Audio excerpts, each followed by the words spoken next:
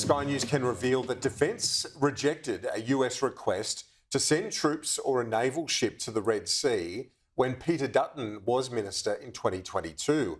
Let's bring in Trudy McIntosh. She's live at the desk with me today. Trudy, you have this breaking news. What have you learned? Well, Kieran, Sky News has obtained this correspondence which shows it wasn't only the Albanese government which rejected a US-led request to take part in combined maritime operations in the Red Sea. These documents show a US-led commander was also asking for Australia's support back in 2022. It was a different context at the time, but they were asking Australia to also send military support to help with this combined maritime task force that was being established. Peter Dutton was the Defence Minister at the time. This was written to him by, to the ADF Chief of Joint Operations, Lieutenant General Greg Bilton. It said, from the US Commander of Combined Maritime Forces, I encourage you to participate in and support the CTF, the Combined Task Force, whether that be in the form of the provision of staff, force elements at sea or in the air, so that's military assets, or assuming command at some point. It then took 6 weeks, as far as we can determine, for the Australian Defence Force to formally reply to this request, and that the request was rejected by the Australian Defence Force. On April 14, 2022, the ADF Chief of Joint Operations replied, and it's worth the timeline noting here, this is in the caretaker mode after Prime Minister Morrison had called the election. Australia noted that they're committed to regional stability, but however, given our considerable commitments, both domestic and in the Indo-Pacific, we are not able to increase our current contribution. So the context here was different. At the time, there had not been an attack on Israel on October 7.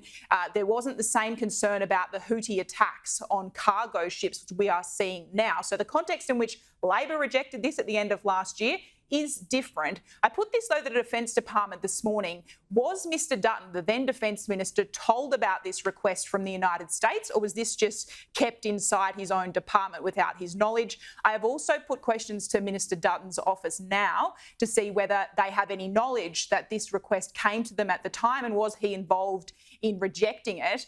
You can see the full statement I've got from a spokesman for Mr Dutton this morning. They're unhappy with the way this has been leaked to me, Kieran.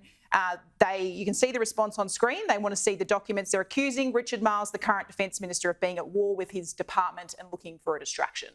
Yes, and interesting that context that you rightly point out. This was before the October 7 atrocity by Hamas. And so in some ways a different context, but still, is it a bit awkward for the coalition given they're going so hard against Labor for not sending a warship last year? And we saw that at the end of last year. Andrew Hastie, the current Shadow Defence Minister, Simon Birmingham, and even Peter Dutton, very critical of Richard Marles himself for not agreeing to this US request to send, in particular, a naval ship to the Red Sea to help with this combined maritime force. Labor instead taking up a limited operation in sending 11 military personnel. But as we saw overnight at Senate estimates, Simon Birmingham, the Shadow Foreign Minister, critical of this process. He says that it seems now the Prime Minister wasn't even involved at the end of last year. There was no National Security Committee of Cabinet meeting. Have a look. Did the Prime Minister play a role in that decision? No. Did he call a National Security meeting of the Cabinet? No. It was all left entirely in the hands of the Minister for Defence to say Australia's not really going to do much. It's not going to send a ship. It's going to make the bare minimum contribution. To not have a National Security Committee meeting called when our closest ally is making a serious request, such as for assistance in the Red Sea to combat the Houthi rebels, is an amazing, negligent action on behalf of the Prime Minister and the government.